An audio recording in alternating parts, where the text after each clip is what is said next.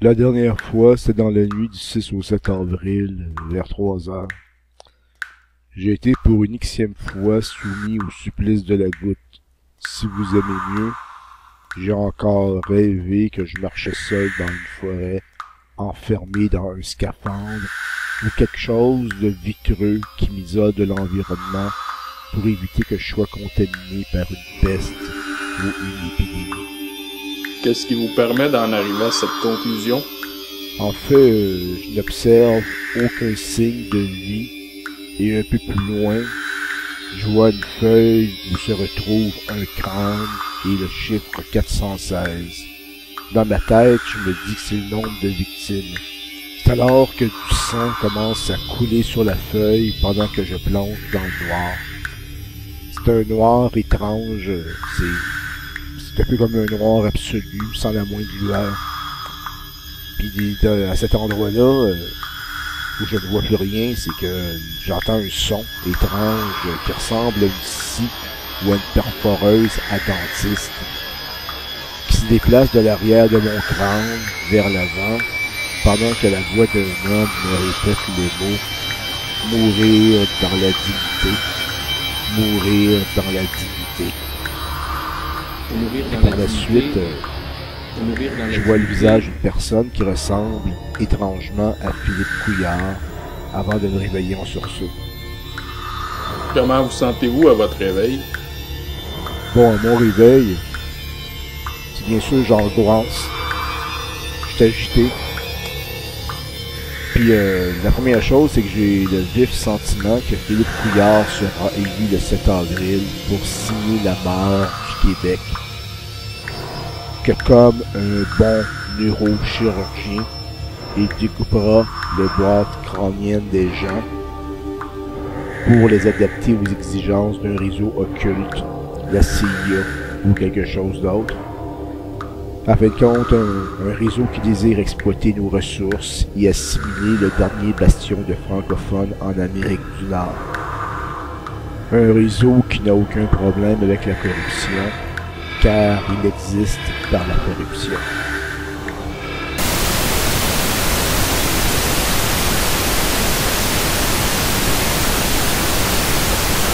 Mourir dans la dignité. Pendant que les ministères concernés font des campagnes de publicité ou roucoulent sur des tapis rouges, Montréal s'englissit. Ça ne tient pas la route. L'histoire de notre parti, c'est la défense du caractère spécifique du Québec et l'affirmation du visage français indispensable du Québec. Le jour où le recul de Montréal sera effectivement rendu irréversible, c'est la position du français comme langue vivante en Amérique qui, à terme, sera menacée. Un instant.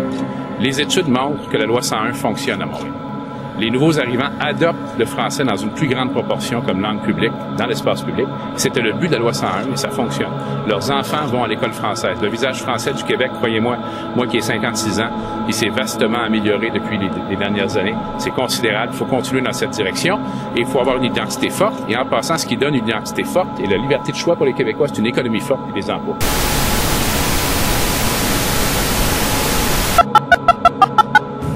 Mon adhésion au Parti québécois est une adhésion à mes valeurs les plus profondes et les plus intimes, c'est-à-dire faire du Québec un pays.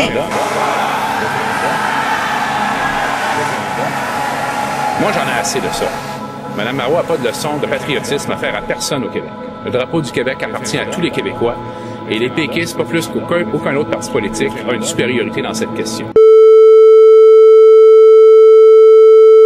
Monsieur Couillard, il y a Marc Bellemare qui vient d'envoyer une lettre aux médias dans laquelle il dit que le vrai thème de cette élection, c'est pas le référendum, comme vous le soutenez, c'est vraiment l'intégrité. Et à son avis, le Parti libéral que vous dirigez ne passe pas le test, n'a pas été assez longtemps dans l'opposition pour en faire le ménage à l'intérieur. Alors, j'ai l'intention de faire aucun commentaire sur la déclaration de M. Bellemare ou qui que ce soit. Mourir dans la dignité. De 92 à 96, il va cofonder un service de neurochirurgie à Dharan, en Arabie Saoudite. l'Arabie Saoudite, c'est le pays des théoconservateurs, les chiites, qui ont plus d'affinité avec leurs chameaux qu'avec leur tendre épouse, parce que le statut de la femme là-bas, il est très précaire. Quelle niaiserie. Nommé membre du Conseil consultatif international du ministre de la Santé d'Arabie Saoudite. Et ça, c'est pas rien, ça. Ça veut dire quoi, ça? Eh bien, ça veut dire que depuis cette nomination-là, en 2009, Couillard, qui est membre du Conseil consultatif international, mis sur pied par le ministre de la Santé d'Arabie Saoudite, ben, c'est qu'il reçoit un salaire de ce gouvernement-là, qui finance lui-même Al-Qaïda avec l'argent des pétrodollars et aussi des actions terroristes islamistes, la mouvance islamiste. C'est des niaiseries. En 2009, Philippe Couillard est directeur de la compagnie minière Canadian Royalties, une compagnie minière fondée en 1998 au Québec pour exploiter du nickel, du cuivre, du cobalt, du platine, de l'or, du palladium dans le secteur raglan du Québec, mais aussi de l'uranium et des diamants. La compagnie est établie à Val-d'Or. Quelle niaiserie. Archer Porter il est aussi directeur de Canadian Royalties depuis 2009. Comité de surveillance des activités de renseignement et de sécurité à Ottawa. Un poste pour 5 ans. Et les membres nommés du comité de surveillance des activités de renseignement et de sécurité ont accès à toutes les informations névralgiques détenues par le Service canadien de renseignement de sécurité, nos fameux espions canadiens.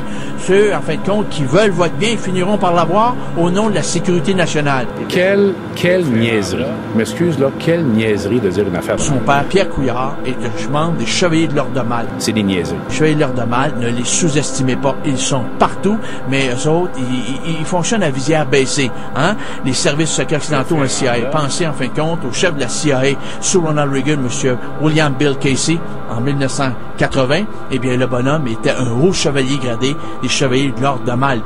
Alors ça, chers auditeurs, c'est pas quelque chose d'anodin. Son papa, lui, il était dans cette mouvance-là. Moi, j'en ai assez de ça. Le 21 juin 2010, Philippe Couillard est nommé membre du bureau du Conseil privé de la Reine. Ça, c'est la chasse gardée juste à côté du premier ministre Stephen Harper, ou de tout premier ministre canadien. Ça, c'est complètement connecté avec les services secrets canadiens. Archer Porter et Philippe Couillard vont fonder l'entité Porter, Couillard et Associés, mais apparemment, c'est une coquille vide. Il n'y aura jamais rien. Mais ça prend des chevaux de Troie. Quand on veut aller à l'étranger, comprends-tu, et puis regarder, observer, avec les yeux et les oreilles des services secrets canadiens, eh bien, ça prend un cheval de Troie pour pas attirer l'attention. Quoi de mieux qu'une entité comme Porter, Couillard et Associés pour faire la job? La CIA fait ça tout le temps avec des businessmen qui sont, en fin de compte, des non-official correspondents, des NOC, non-official correspondents. Ils font la job des services secrets de la CIA.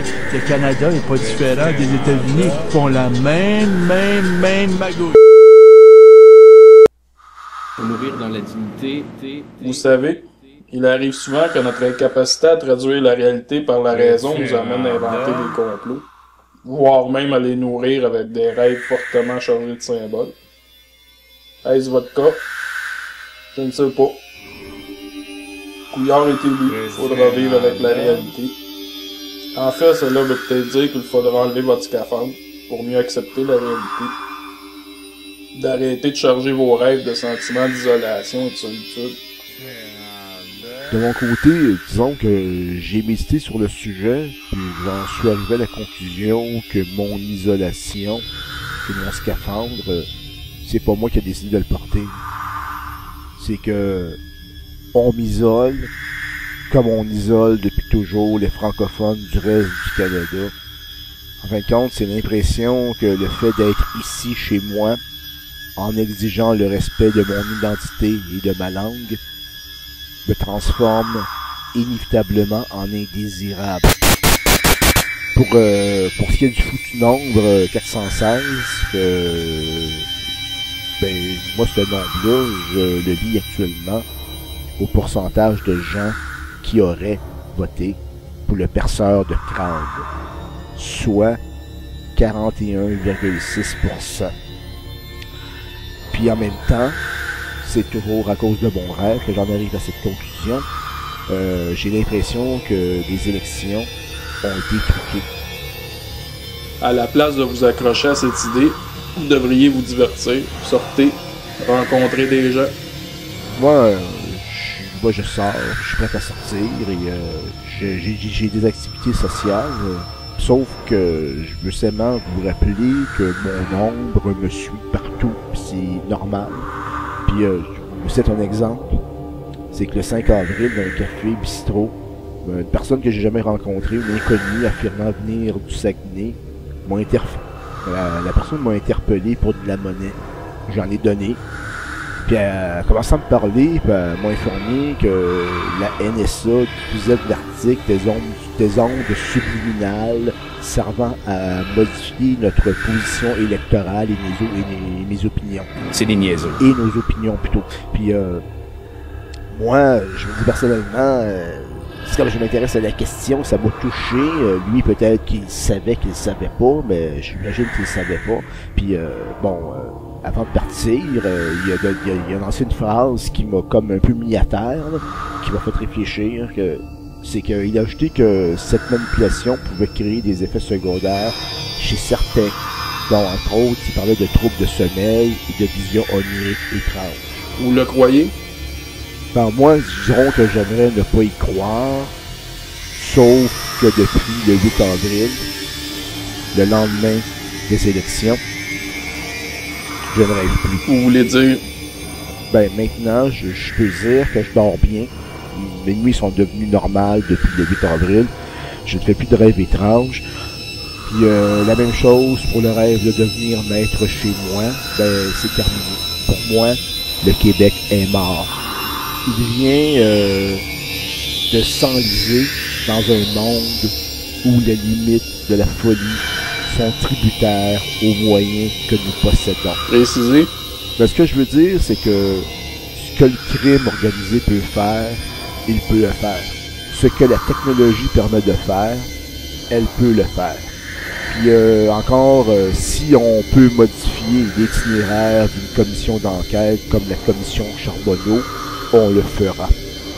Puis là, ce que cela veut dire aussi que si on pouvait manipuler des élections, on le ferait aussi pour éviter qu'un parti souverainiste ou qui ne suit pas nécessairement l'itinéraire du réseau de la CIA soit au pouvoir.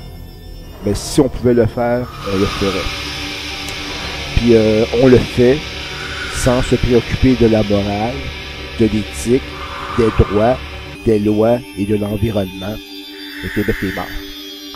Puis devant cette réalité, on peut continuer à marcher avec notre scaphandre ou encore l'enlever. Mais si on l'enlève, on va devoir vivre avec ce qu'on va découvrir. En fin de compte, on doit vivre avec la réalité. Puis souvent, ça veut aussi vouloir dire être obligé de respirer l'odeur désagréable de la mort laissée par la peste rouge. Puis moi, j'ai juste constaté que le 7 avril 2014, 41,6% de la population québécoise ont préféré garder leur scaphandre.